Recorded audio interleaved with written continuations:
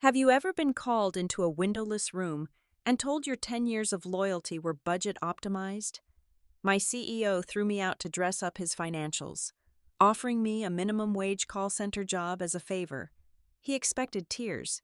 He had no idea that in just 72 hours, I would use one document to burn his $480 million deal to ashes. Watch how I made him destroy his own empire. Hello, everyone, and welcome back to Boss Revenge Stories.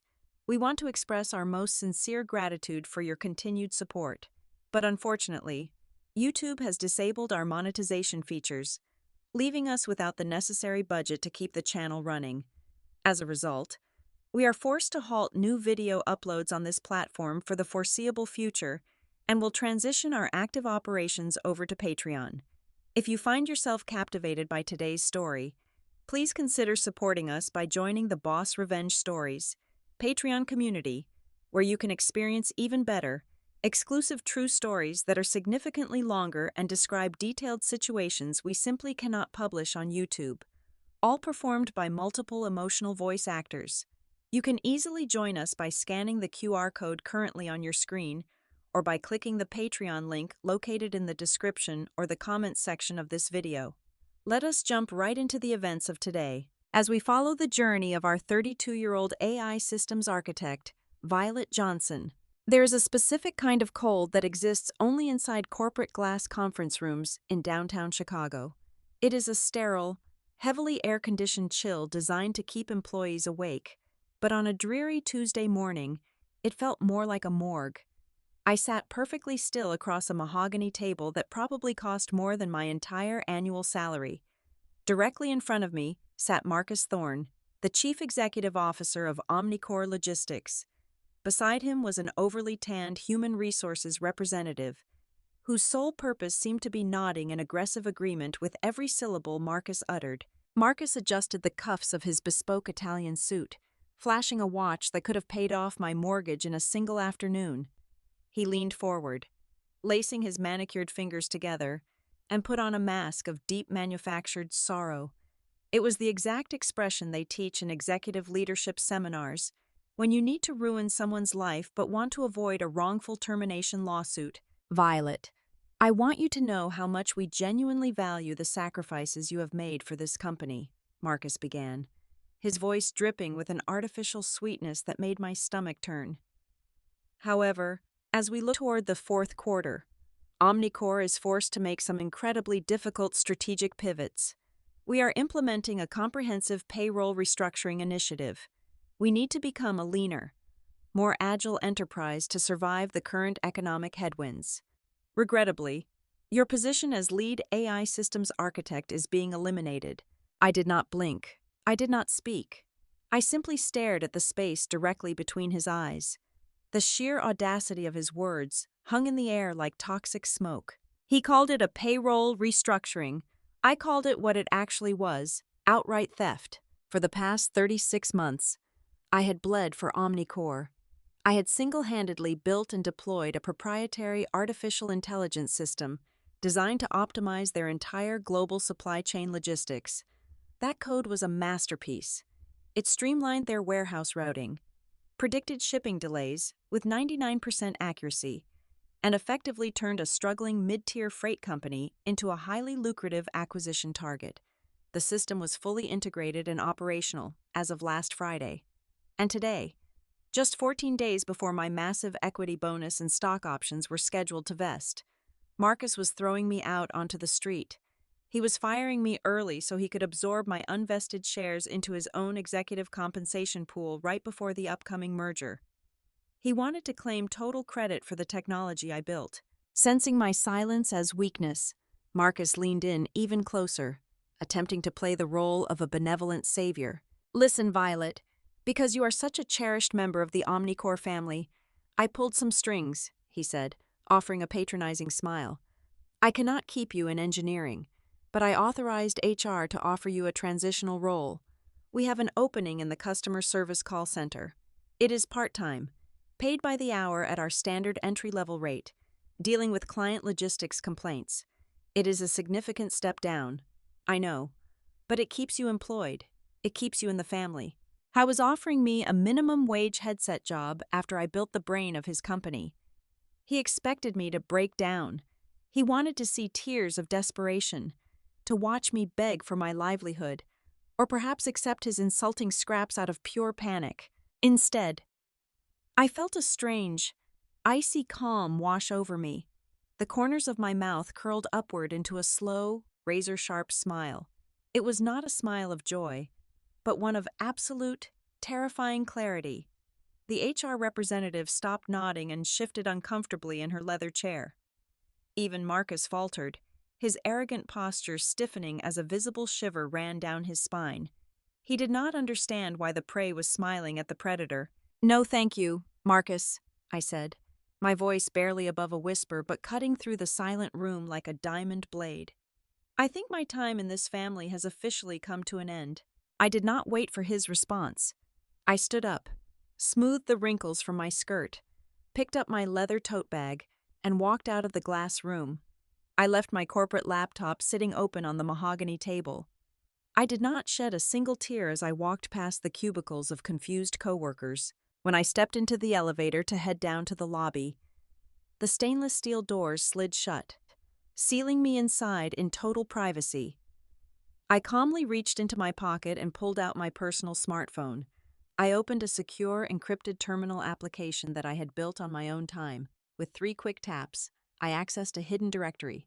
I scrolled down to a specific line of personal source code that Omnicore's engineering team did not even know existed. It was a failsafe, a quiet little heartbeat program to verify authorization.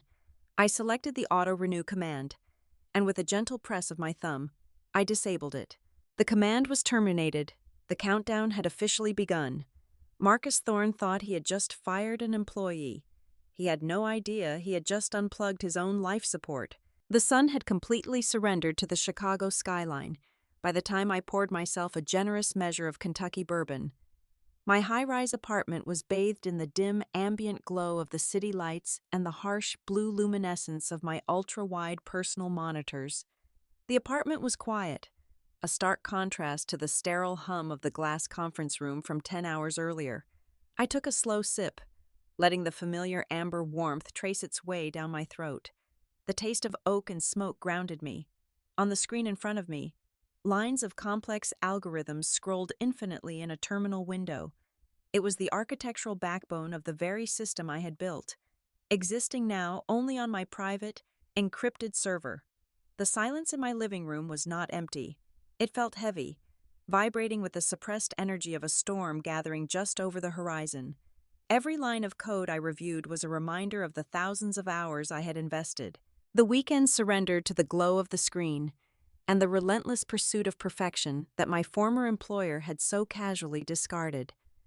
I was a ghost in my own home, waiting for the digital shockwave I had initiated to finally hit the shore. The sharp, crisp chime of an incoming secure email shattered the quiet. I glanced over at my secondary monitor. The sender name made my eyebrows rise in genuine surprise. It was Liam. We had collaborated on a massive data migration project about 4 years ago. Back then, he was just a brilliant data analyst. But according to his new signature block, he had climbed the ladder to become the director of analytics at Vanguard Apex Capital.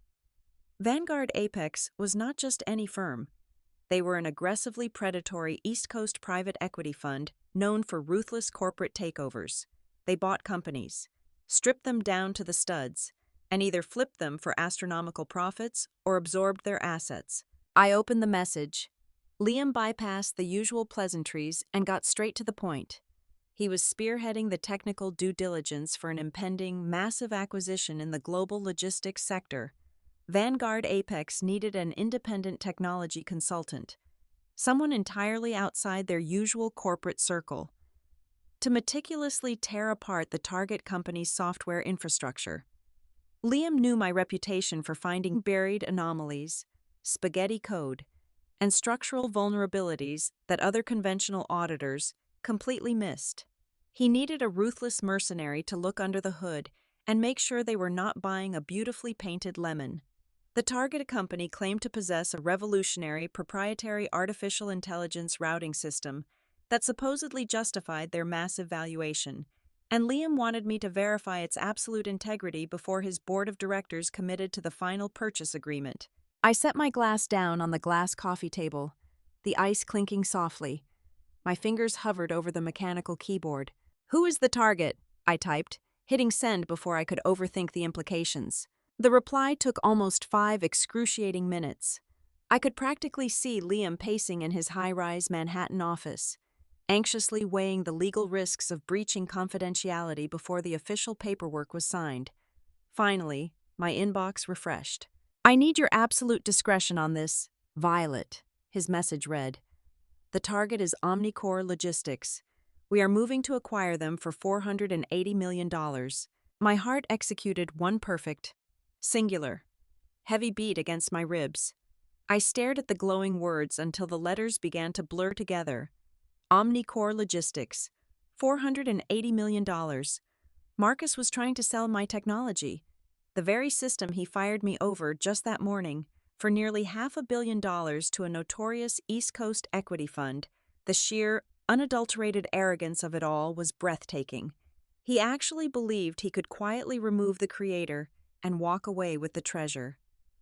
The universe had not just handed me an opportunity for vengeance, it had handed me a loaded weapon and the exact coordinates of my enemy. I did not tell Liam that I had been sitting in an Omnicore conference room just hours prior, listening to my former boss terminate my employment under the guise of budget optimization. I did not mention the insulting offer to work the customer service phone lines. I maintained a chilling, professional silence about my immediate past. I placed my hands back on the mechanical keyboard and typed my response, feeling the cold, undeniable transfer of power shifting directly into my fingertips. "Send me the non-disclosure agreement," I wrote. "I know exactly what you need to look for." The sun rose on a crisp Wednesday morning, bringing with it a profound shift in reality. By 8 o'clock, the digitally signed non-disclosure agreement was securely residing in Liam's inbox. By 8:15, Vanguard Apex Capital had officially onboarded me as their senior independent technical auditor, granting me the highest level of security clearance. A secure portal link arrived, accompanied by a set of highly classified administrative credentials. I brewed a strong cup of dark roast coffee, the rich aroma filling the room, and sat back down at my desk. With a few precise clicks, I logged into the Vanguard Apex system, which then bridged me directly into the Omnicore virtual data room. It was a digital fortress containing every confidential financial record, every architectural blueprint, and every single source code repository that Omnicore possessed. They were laying their entire empire bare, completely exposed for the prospective buyers to meticulously inspect, and sitting squarely in the middle of it all, completely invisible and armed with absolute, unrestricted access, was the very woman Marcus had arrogantly discarded exactly 24 hours ago. I was no longer a dismissed employee. I was the digital ghost haunting their machine, holding the master keys to a $480 million kingdom, ready to burn it to the ground. Navigating a high-stakes corporate virtual data room is like walking through a meticulously staged open house where the seller is desperately trying to hide a crumbling foundation. The digital environment Vanguard Apex provided was a heavily fortified, enterprise-grade portal, protected by biometric verifications and rotating encryption keys. Once inside, I was greeted by an impeccably organized hierarchy of folders. Marcus had clearly hired a top-tier consulting firm to dress up the bride. Everything was visually stunning. There were glossy executive summaries, beautifully rendered revenue projection graphs charting exponential growth, and aggressive earning forecasts that stretched into the next decade. The user interface was designed to project an image of absolute corporate perfection and limitless potential. However, I was not a financial analyst easily dazzled by colorful pie charts. I was the systems architect who had poured the digital concrete for their entire operation. I knew precisely where the operational bodies were buried, and more importantly, I knew the hidden network backdoors that the high-priced consulting firm did not even know existed. I bypassed the sanitized investor relations directories and initiated a secure shell protocol, tunneling directly into the raw, unedited database logs of the Omnicore production servers. The first critical vulnerability I hunted for was the environmental, social, and governance compliance data. In the modern era of institutional investing, a massive private equity firm like Vanguard Apex places an astronomical premium on green initiatives. Favorable carbon metrics mean massive government tax subsidies and extremely positive public relations. In the virtual data room, Marcus had prominently featured a 50-page sustainability report, boldly claiming that our proprietary routing artificial intelligence had reduced Omnicore's total carbon emissions by an astonishing 35% across our entire North American freight fleet. It was a beautiful, compelling narrative, but it was a complete fabrication.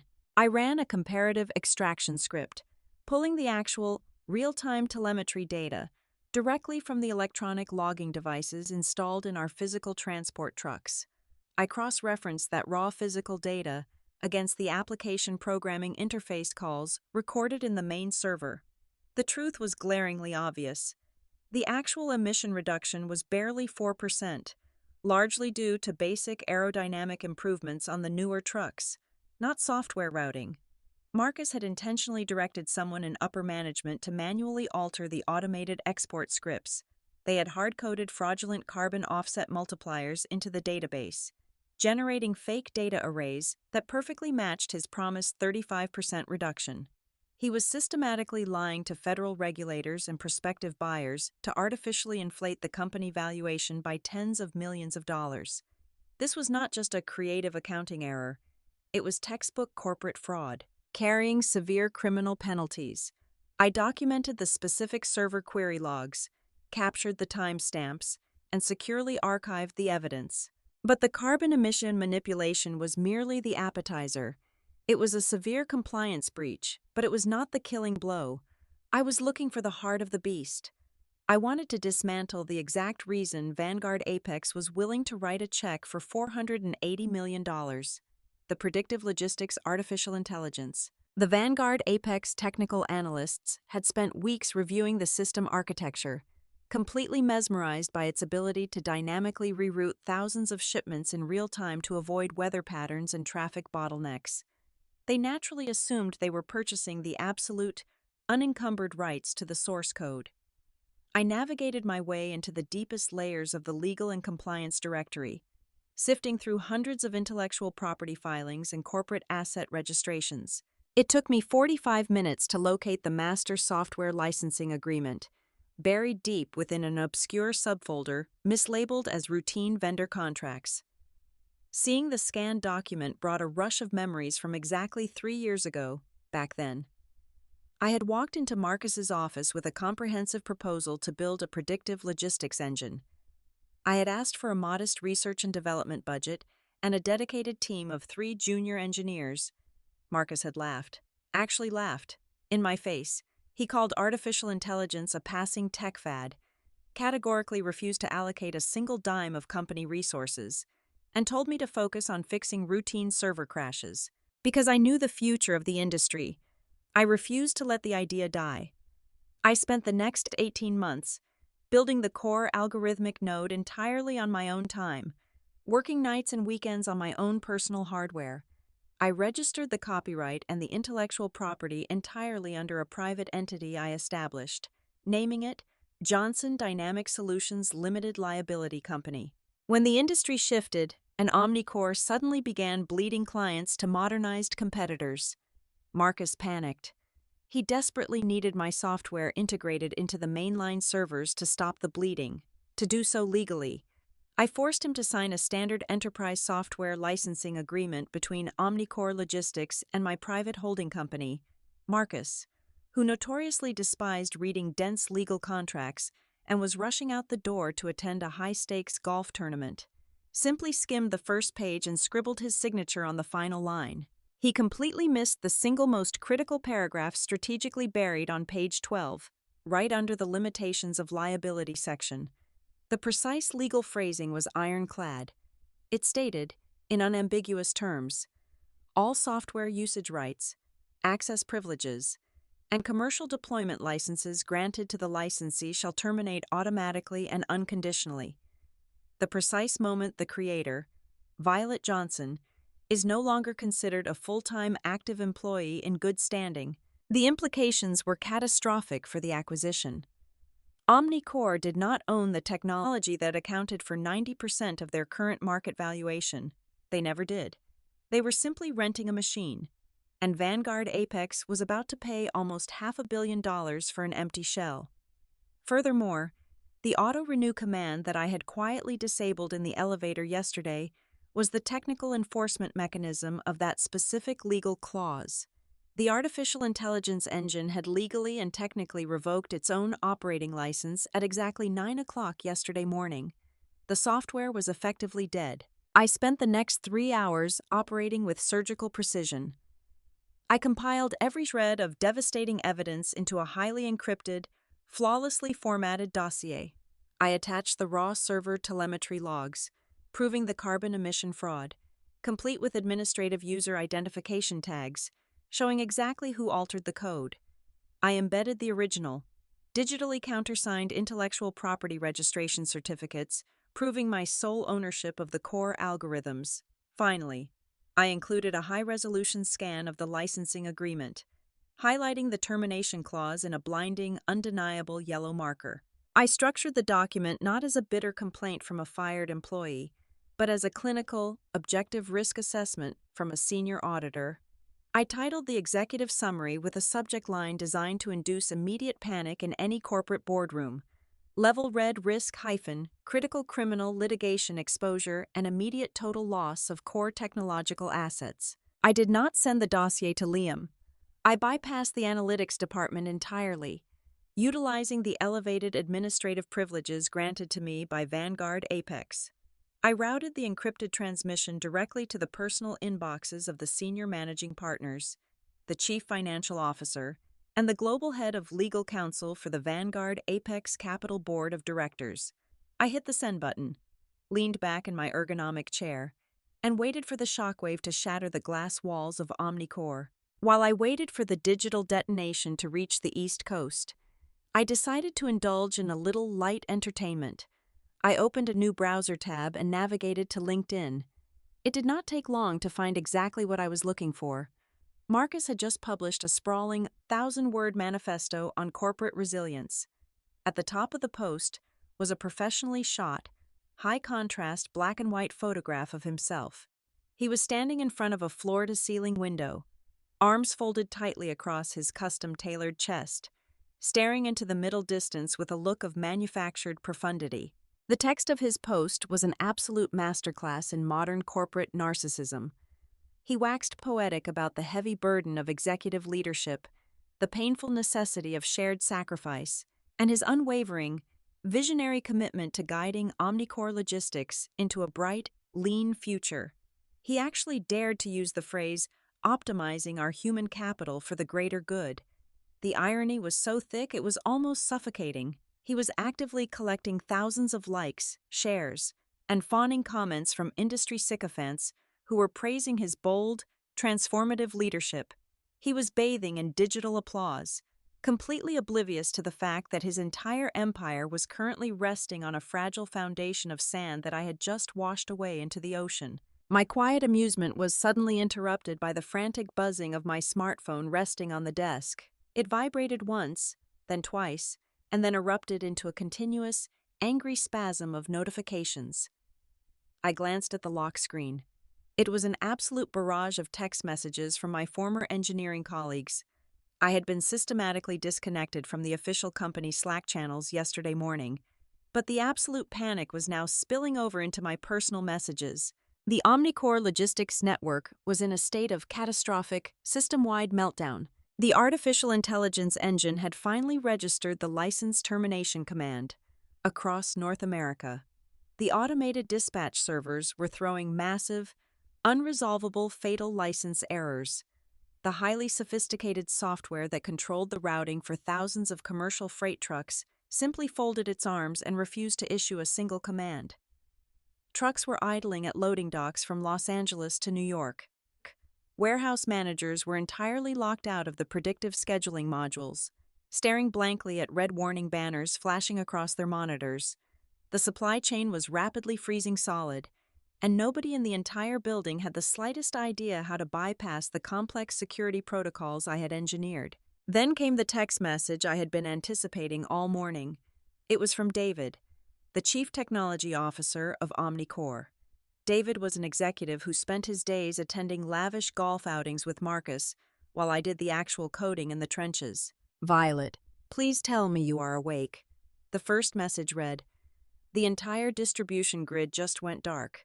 We are getting a proprietary license restriction error on the main control console. I cannot override it, and the engineering team is locked out. Can you log in remotely and fix this quick bug? Marcus is screaming at me. He said we can authorize paying you 3 times your standard hourly rate for an emergency consulting block. Just get us back online right now. Call me immediately." A quick bug. He actually thought the foundation of his company collapsing was a quick bug. He picked up my phone, my thumb hovering over the illuminated keypad. I did not type out a lengthy explanation. I did not demand a groveling apology or attempt to negotiate a higher consulting fee. I simply selected a single, yellow winking face emoji, hit send, and permanently blocked his phone number. Meanwhile, deep within the secure communication servers of Vanguard Apex Capital, the corporate temperature was dropping to absolute zero. My elevated portal access allowed me to monitor the internal communications traffic of the board of directors. The chief legal counsel had finished reviewing my level red dossier. The reaction was instantaneous and utterly merciless.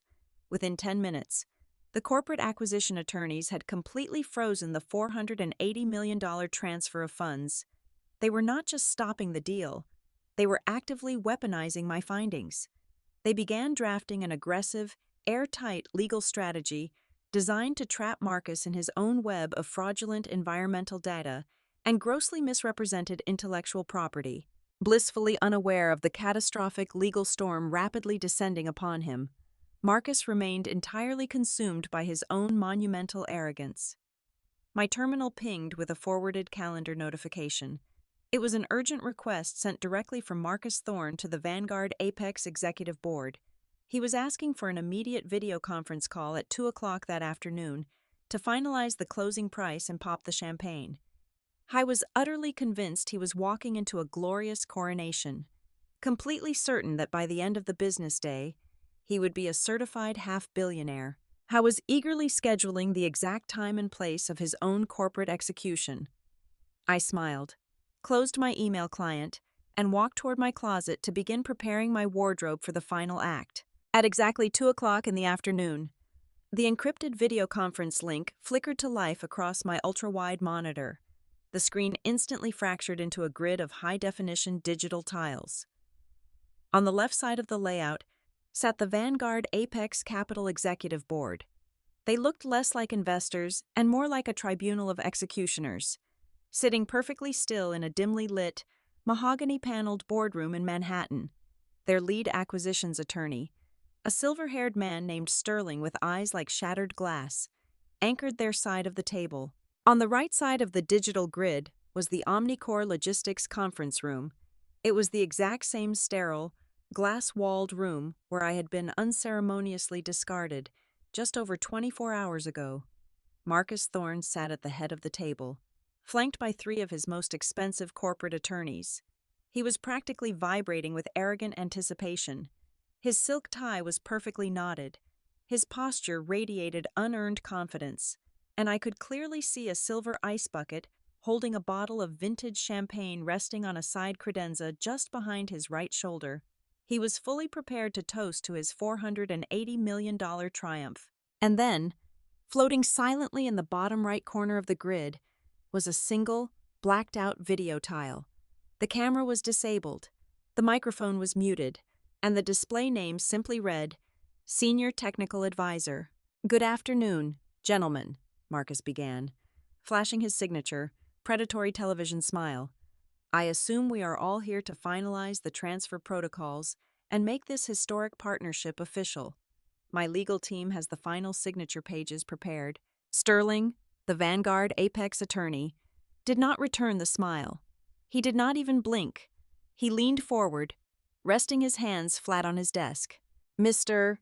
Thorne, before we discuss any financial transfers, Vanguard. Apex requires immediate clarification regarding a catastrophic discrepancy discovered during our final phase of technical due diligence, Sterling said, his voice entirely devoid of warmth. Marcus chuckled, a condescending sound designed to project control. Sterling, please. I am sure whatever minor integration bug your tech guys found can be easily ironed out by our engineering department by the end of the week. Without saying another word, Sterling activated the screen-sharing feature. The digital grid shrank, replaced by a massive, high-contrast display of the raw server telemetry logs I had extracted that morning. The highlighted rows of data glowed ominously on the screen. What you are looking at, Mr. Thorne, are the unedited application programming interface calls directly from your physical transport fleet, Sterling stated with surgical precision. Your official prospectus guaranteed a 35% reduction in carbon emissions driven by your artificial intelligence routing protocols.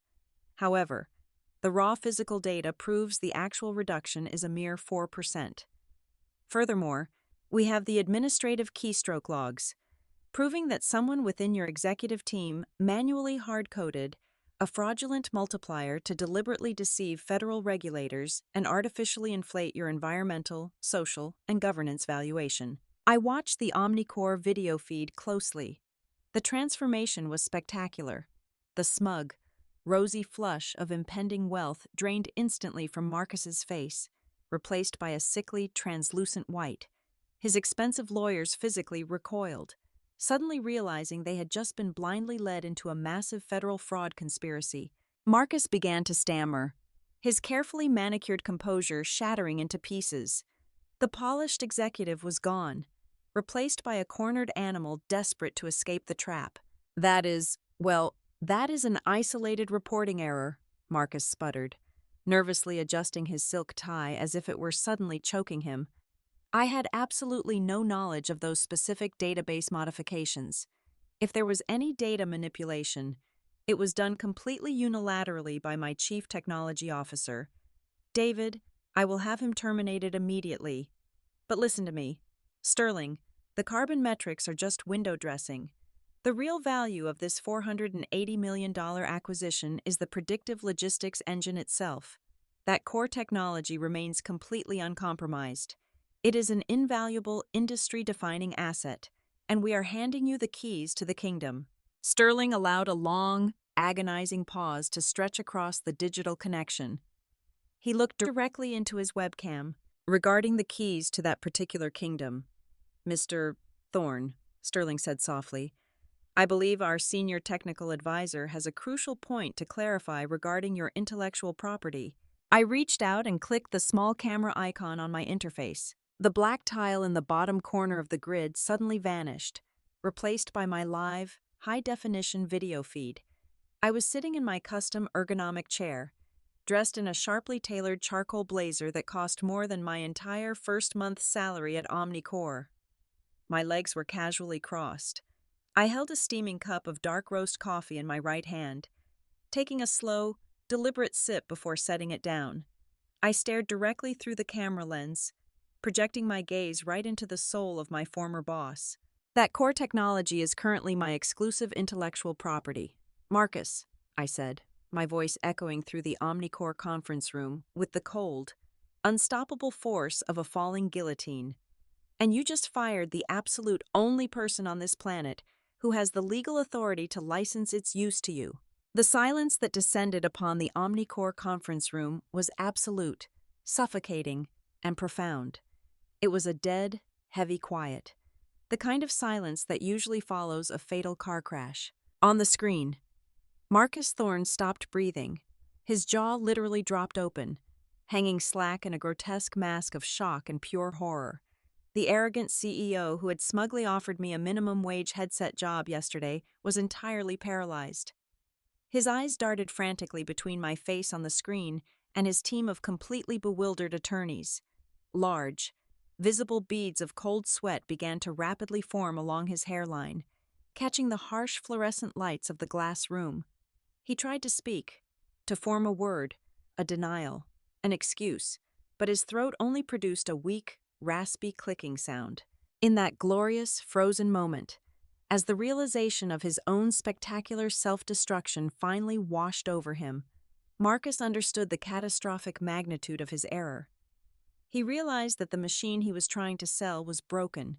The empire he built was a mirage, and he had personally handed the detonator to the woman he thought he could effortlessly crush. The suffocating silence inside the Omnicorps conference room was finally shattered by the lead defense attorney.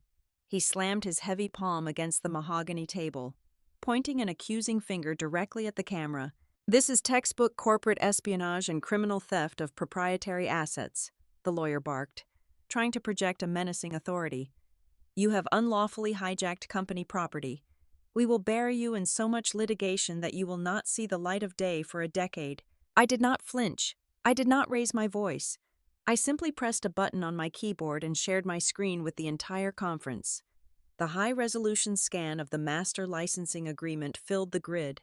"I strongly suggest you review page 12 of that document, Counselor," I replied, my tone conversational, as if we were discussing the weather.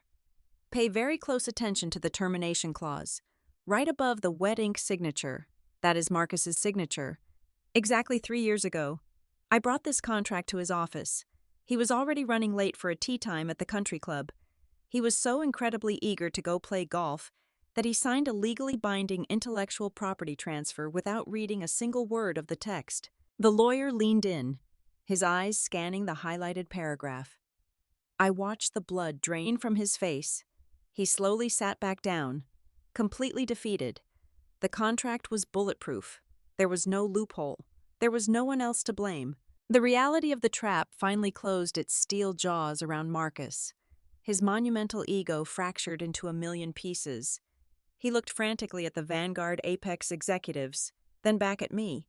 He completely abandoned his carefully cultivated executive persona.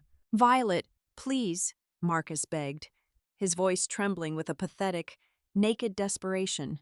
"I was wrong. I made a terrible, terrible mistake yesterday morning. But we are a family here. We can fix this together. I will personally authorize a massive executive compensation package for you. Name your absolute highest price. Vanguard. Please, I just need 24 hours to renegotiate the licensing terms with her." I took one final, slow sip of my coffee, savoring the rich flavor and the absolute power of the moment. "There is no number you can offer me, Marcus, because there is absolutely no software left for you to buy," I stated clearly. At exactly 8 o'clock this morning, Johnson Dynamic Solutions Limited Liability Company finalized a binding, irrevocable transfer of all exclusive intellectual property rights for the predictive logistics engine. I sold it in its entirety to Global Freight Dynamics. Global Freight Dynamics was Omnicorps' fiercest, most aggressive competitor in the North American market. I had just handed their biggest rival the ultimate weapon. Sterling, the lead attorney for Vanguard Apex, adjusted his glasses and leaned forward, delivering the final execution order. "Mr. Thorne, this acquisition is officially terminated at the proposed valuation of $480 million, Sterling declared, his voice cold and resolute. "Given the massive environmental data fraud and the complete loss of your only valuable technological asset, Vanguard Apex will only consider a liquidation-level buyout of your physical trucking fleet at junk asset prices, and our non-negotiable prerequisite for even considering that scrap metal offer is your immediate termination for cause. You will be fired today, with absolutely no severance package and no golden parachute." The Omnicorps boardroom instantly erupted into absolute, unhinged chaos. The polished lawyers began screaming obscenities at Marcus. The other executives in the room stood up, pointing fingers and shouting as their own stock options vanished into thin air. Marcus just sat there, entirely frozen, burying his face in his trembling hands as his empire burned around him. Before I could hear his final, pathetic whimper, Sterling abruptly terminated their connection. The right side of the screen went completely black. I thanked Sterling for his time, logged off the secure Vanguard portal, and gently snapped my laptop shut. The quiet ambience of my apartment returned. I stood up, smoothed my tailored blazer, and walked over to the floor-to-ceiling glass window. I looked down at the endless streams of Chicago traffic flowing like tiny glowing rivers far below. Just yesterday morning, I was an expendable pawn, a woman expected to accept a starvation wage at a customer service desk, while a thief stole my life's work. Today, I had single-handedly dismantled a corrupt chief executive officer, erased a $500 million fraudulent deal, and secured millions of dollars by selling my own creation on my own terms. The corporate game was rigged, so I simply rewrote the rules. Thank you all so incredibly much for taking the time to listen to my story today. I would love to know where you are tuning in from, so please let me know your city or country in the comments section below. As a quick reminder, because YouTube has disabled our monetization features and we no longer have the budget to operate on this platform, the channel will absolutely not be uploading new videos here in the near future. We are transitioning our operations completely over to Patreon. If you enjoyed today's story and want to help us continue producing content, please support us by joining the Boss Revenge Stories Patreon channel.